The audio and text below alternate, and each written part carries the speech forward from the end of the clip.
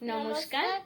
আজকে কবিতা কবি সোমনাথ সরকারের লেখা কেটা বানাইবো প্রাসবসের মুখ।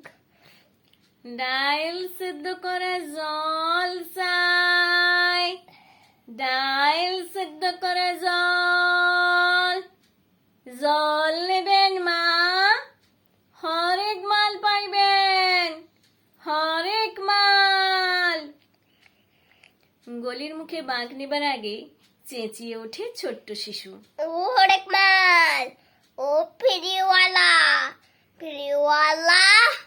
মাথা থেকে ঝাঁকাটা নামাতে নামাতে জিজ্ঞাসা করে, কি নিবা খোকা?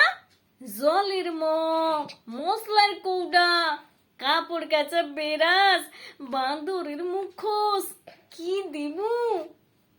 তোমার কাছে প্রাসবসের মুখ আছে। খুব আস্তে আস্তে বলে ছোট্ট শিশু। কি কইলা? হাসির মুখ, ফিরা কম।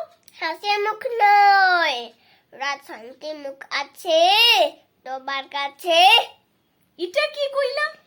মানুষের পোলা হইয়া রাক্ষসের মুখ কিনবার চায়, বান্দরের মুখ কিনবার চায়, আর তুমি কিনা রাজহংসের মুখ কিনবার চাও?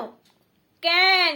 রাজহংসের মুখোশ পইরা দেবস্থানের পুকুরে দিঘিতে জল সাইকা শুধু দুধ খাইবার চাও নাকি? ঝুড়িটা মাথায় তুলতে তুলতে, এ দেশে দুধ আর জল আলাদা কইরা খাইবার নিয়ম লাই। কেডা বানাইব রাজহংসের মুখ?